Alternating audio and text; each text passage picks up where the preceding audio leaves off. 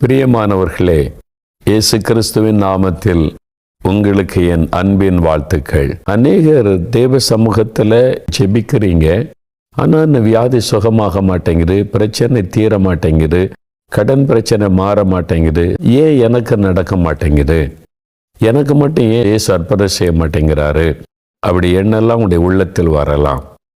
ஆண்டவர் ஜெபம் பண்ணும்போது நம்ம என்ன அழகாக ஜெபிக்கிறோம், அடுக்க மொழியில் ஜெபிக்கிறோம், அதையெல்லாம் பார்ப்பதில்லை. நம்முடைய இருதயத்தை ஆண்டவர் நோக்கி பார்க்கிறார். என் இருதயத்தில் அக்கிரம சிந்தை கொண்டிருந்தேனேயானால் ஆண்டவர் எனக்கு செவி கொடார் என்று ஒரு பக்தன் எழுதி வைத்திருக்கிறதை வேதத்தில் வாசிக்கிறோம். அப்போ நம்முடைய இருதயத்தை தான் ஆண்டவர் நோக்கி பார்க்கிறார். இருதயம் எப்படி இருக்குது, இவங்க மனம் எப்படி இருக்குது, நல்ல ஒரு இருதயம் இருக்கிறா, நல்ல சுபாவம் இருக்கிறா, நல்ல ஒரு மனம் அவங்களுக்கு இருக்கிறா, அல்லது ஏமாற்றுகிறது, பொய் சொல்றது, திருடுறது, மற்றவங்களை வஞ்சிக்கிறது, நம்முடைய இருதயம் எப்படி இருக்குன்னு ஆண்டவர் பார்க்கிறார். அதை பார்த்து தான் நம்முடைய ஜெபத்திற்கு பதில் தருகிறார். நாம் நல்லா வாழ்வதற்கு மற்றவர்களை ஏமாற்றுவது, மற்றவருடைய பொருட்களை ஏமாற்றி அபகரித்து கொள்ளுவது, மற்றவர்களுக்கு தீங்கு செய்யும்படியான காரியத்தை செய்வது, இதெல்லாம் மனிதர்கள் பார்க்காமல் இருக்கலாம், தேவன் கவனித்து கொண்டிருக்கிறார். ஆண்டவர் அதை நம்ம பார்த்து கொண்டிருக்கிறார். அப்போ அந்த காரியத்தை நம்ம சரிப்படுத்தும் போது தான் நம்முடைய ஜெபத்திற்கு ஆண்டவர் பதில் கொடுக்க முடியும். அதனால்தான் நமக்கு ஒரு சுத்தமான இருதயம், ஒரு நல்ல இருதயம் நமக்கு இருந்தால் தான் ஆண்டவர் ஜெபத்திற்கு பதில் கொடுக்க முடியும். ஒரு சமயம் இங்கிலாந்து தேசத்தில் ஸ்மித் விக்கிள்ஸ்வொர்த் என்கிற ஒரு பிரபலமான ஊழியர் இருந்தார். அவருக்கு ஜெபம் பண்ணினா செத்தவங்க கூட உயிரோடு எழும்புவார்கள். அவரை கொண்டு அநேக மரித்தோரை ஆண்டவர் எழுப்பி இருக்கிறார். அந்த மாதிரி வல்லமையாய் தேவனால் பயன்படுத்தப்பட்ட ஒரு தேவ மனிதர். அவர் போய் கூட்டம் நடக்கிற அவரிடத்துல ஜெபித்து கொள்ள ஜனங்க கியூவில் நிற்பார்கள். அப்படி ஜனங்கள் திரளாய் ஜெபிக்க வருவார்கள். ஒரு சமயம் ஒரு மனிதர் அப்படி வரிசையிலே வந்தார். அவருடைய வயிற்றில் அவருக்கு ஒரு பிரச்சனை, சில வருடமாக அது பாதித்து கொண்டே இருந்தார்.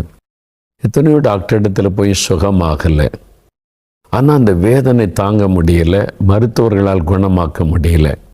இந்த ஊழியக்காரர்கிட்ட போன சுகமாயிருன்னு சொல்கிறாங்களேன்னு சொல்லி அவரும் வந்தார், பிரசங்கத்தை கேட்டார், ஜெபம் பண்ண கீவில் வந்து கொண்டிருந்தார். அவருடைய வேலை வந்தார். அந்த ஊழியக்காரர் அவருடைய பிரச்சனை கேட்டுட்டு அவருக்காக ஜெபிக்க கண்களை மூடி அவருடைய சுகத்திற்காக பிரார்த்தனை செய்ய ஆண்டவரை நோக்கினார். அப்போ திடீரென்று அவருடைய கண் முன்னால் 10,000 பவுண்ட்ஸ், 10,000 பவுண்டுன்னா அந்த நாட்களில் அது பெரிய ஒரு தொகை. நம்ம ரூபாய்க்கு கோடிக்கணக்கான ரூபாய் இன்றைக்குள்ள மதிப்பில் இருக்கக்கூடியது. 10,000 பவுண்ட்ஸ் என்று ஒரு அப்படியே அந்த பணம் கண் முன்னால் தெரிகிறாரு.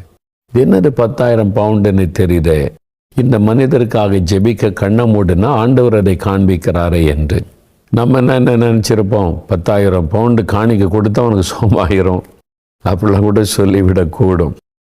ஆனால் அவர் அப்படி பண ஆசை உள்ள மனிதர் அல்ல, ஒரு உண்மையான தேவ மனிதர். அப்போ ஆண்டவரிடத்தில் அவர் கேட்கிறார், 10,000 பவுண்டுன்னு ஏன் ஆண்டவர் காண்பிக்கிறான்னு சொல்லிட்டு அந்த மனிதரிடத்தில் கேட்டார். உங்கள் சுகத்துக்காக நான் ஜெபிக்க ஆண்டவருடைய முகத்தை பார்த்தால் ஆண்டவர் எனக்கு ஒரு காரியத்தை காண்பிக்கிறார், 10,000 பவுண்டு என்று காண்பிக்கிறார்.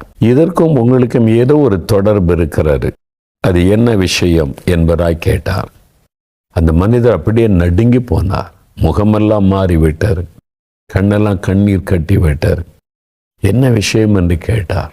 ஐயோ, நான் பாவம் செய்துட்டேன், நான் தப்பு பண்ணிட்டேன், 10,000 பவுண்டுக்கு ஆசைப்பட்டு ஒரு விதவையை நான் ஏமாற்றி விட்டேன் என்று சொன்னார்.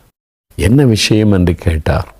அவர் சொன்னார், என் சகோதரன் மனைவி, என் சகோதரன் மரித்ததனால் அவங்க விதவை ஆயிட்டாங்க.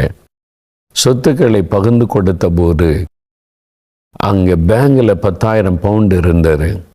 நான் சொல்லிட்டு அதை தர முடியாது என்று சொல்லி மற்ற சொத்துக்களெல்லாம் பகிர்ந்து கொடுத்த நான் இந்த 10,000 பவுண்டை அவங்களுக்கு நான் திருப்பி 10,000 கொடுக்கணும். 20,000 பவுண்டு இருக்குது, 10,000 அவங்களுக்கு, 10,000 எனக்கு சரிசமமாய் பங்கு வைச்சு கொடுக்கணும். ஆனால் நான் பணத்துக்கு ஆசைப்பட்டு என் சகோதரனுடைய மனைவிக்கு சேர வேண்டிய பணத்தை தர முடியாது என்று ஏமாற்றி நான் எடுத்துக்கொண்டேன்.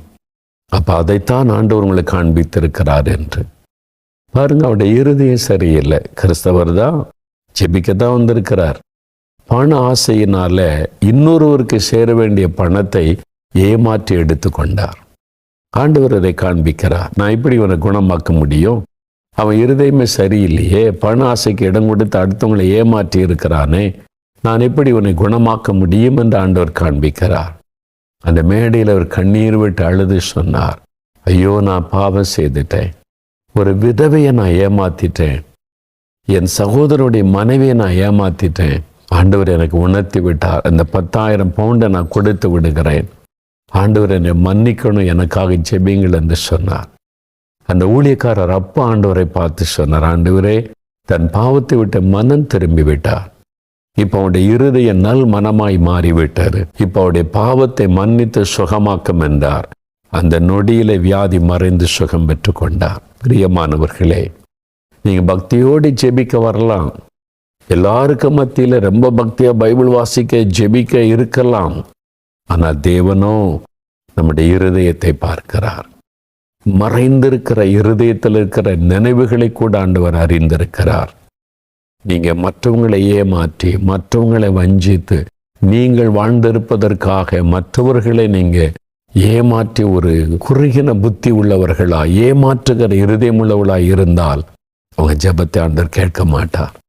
உங்களுக்கு சுகமும் தரமாட்டார், ஆசீர்வாதமும் தரமாட்டார். உங்களுடைய இருதயத்தில் மாற்றம் வரணும். ஆண்டவரே, என் பாவத்தை மன்னிங்க, என் இருதயத்தை பரிசுத்தப்படுத்துங்க, ஒரு நல்ல இருதயத்தை எனக்கு தாங்க, ஒரு நல் மனம் உள்ளவனா நான் இருக்கணும்னு சொல்லி கேளுங்க. வசனம் என்ன சொல்லுது பாருங்க. கொலோசியர் 3ஆம் அதிகாரம் 24ஆம் வசனத்தில், நீங்கள் எதை செய்தாலும் அது மனுஷருக்கென்று செய்யாமல் கர்த்தருக்கென்றே மனப்பூர்வமாய் செய்யுங்கள். நம்ம எதை செய்தாலும் பண ஆசையோட மற்றவங்களை ஏமாற்றி வஞ்சித்து அதில் கொஞ்சம் எடுத்துக்கொள்ள அப்படி செய்யாதுங்க.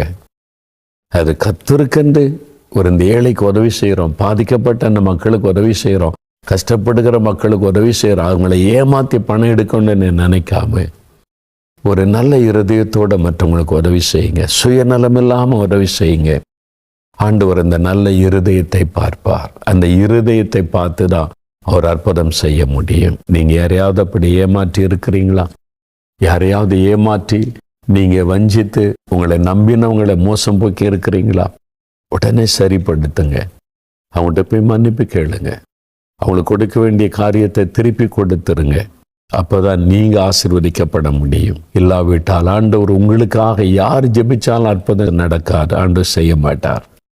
அது மாத்திரம் இல்லை, ஒரு நாள் நீங்கள் மரணத்தை சந்திக்கும் போது உங்களுடைய ஆத்மா பரலோகத்துக்கு எப்படி போய் நிற்க முடியும்?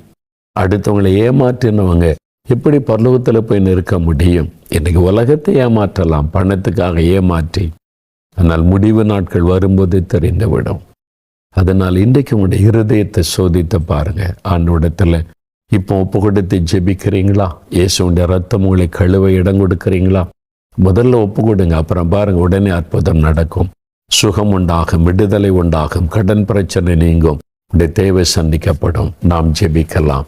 என் கூட சேர்ந்து ஜெபிக்கிறீங்களா? அப்படியே கண்களை மூடுங்க. ஆண்டவர் எந்த தவறை பாவத்தை உணர்த்துகிறாரோ அறிக்கையிடுங்க. எதை சரிப்படுத்த சொல்லுகிறாரோ சரிப்படுத்துகிற ஆண்டவரேன்னு சொல்லுங்க. தகப்பனே, நீர் உம்முடைய பிள்ளைகளோடு பேசுகிறீர். சிலரோடு நீர் உணர்த்தி அவங்களுடைய பாவத்தை விட்டு மனம் திரும்ப நீர் ஏவுகிறீர். உமக்கு நன்றி ஆண்டவரே. அவங்களை பரிசுத்தப்படுத்துங்க, பாவத்தை மன்னிங்க, அதை சரிப்படுத்தி கொள்ள உதவி செய்யுங்க. மற்றவங்கள்ட்ட இருந்து அபகரித்து கொண்ட ஏமாற்றின பொருளை திருப்பி கொடுக்க உதவி செய்யுங்க. அவங்களுக்கு ஒரு சுத்த இருதயத்தை தாங்க, உண்மையான இருதயத்தை கொடுத்து ஆசீர்வதிங்க. ஆண்டவரே, நீங்க மன்னிக்கிறதற்காய் கழுவுகிறதற்காய் ஸ்தோத்திரப்பா.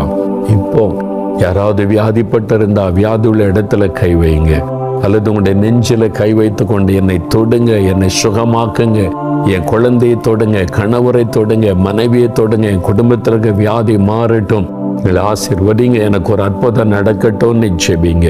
இப்ப நம்ம ஜெபிக்கலாம். தகப்பனே, என்னோட இணைந்து ஜெபிக்கிற இந்த பிள்ளைகளுக்காக ஜெபிக்கிறப்பா, இப்பொழுது உம்முடைய தழும்புள்ள கரத்தினாலே தொடுங்க. சகல வியாதிகளும் இயேசுவின் நாமத்தில் விலகி போகட்டும். கேன்சர் வியாதி மறையட்டும். பாதிக்கப்பட்ட சிறுநீரகம் சுகம் அடையட்டும் இயேசுவின் நாமத்தில். பாதிக்கப்பட்ட கர்ப்பப்பை சுகம் அடையட்டும் இயேசுவின் நாமத்தில். பாதிக்கப்பட்ட கல்லீரலுக்குள்ள உம்முடைய சுகமளிக்கிற வல்லமை இறங்கட்டும். நுரையீரலில் காணப்படுகிற பிரச்சனைகள் இயேசுவின் நாமத்தில் மாறட்டும். இருதயத்தில் சுகம் உண்டாகட்டும். தலை முதல் கால் வரை சுகமளிக்கிறமுடைய வல்லமை இறங்குவதாக. சகல நோயின் கட்டுகளை அவிழ்க்கிறோம் இயேசுவின் நாமத்தில். அற்புத சுகம் உண்டாகட்டும். மரண படுக்கைகள், வியாதி படுக்கைகள் மாறட்டும். தகப்பனை, கடன் பிரச்சனைகள் நீங்க அற்புதத்தை செய்யுங்க. அவருடைய வருமானத்துக்கு வழி உண்டாக்கி கொடுத்து ஆசீர்வதிங்கப்பா. நல்ல வேலைக்கு வழி திறந்து கொடுங்க. வியாபாரத்தை ஆசீர்வதித்தை செழிக்க பண்ணுங்க. திருமண காரியத்தை வாய்க்க பண்ணுங்க. தடைகள் விலகட்டும். படிப்பின் காரியத்தில் வெற்றியை கொடுங்க. மேல் படிப்புக்கு வழி திறந்து பிள்ளைகளை ஆசீர்வதிங்கப்பா. ஆண்டவரே, கற்பத்தின் கனிக்காக ஜெபிக்கிற பிள்ளைகளுக்கு அந்த ஆசீர்வாதம் உண்டாகட்டும். இயேசுவின் நாமத்தில் அற்புதம் நடக்கட்டும். இன்று முதல் மாற்றத்தை அவர்கள் காணட்டும். இயேசுவின் நாமத்தில் ஜெபிக்கிறோம் பிதாவே. ஆமேன், ஆமேன்.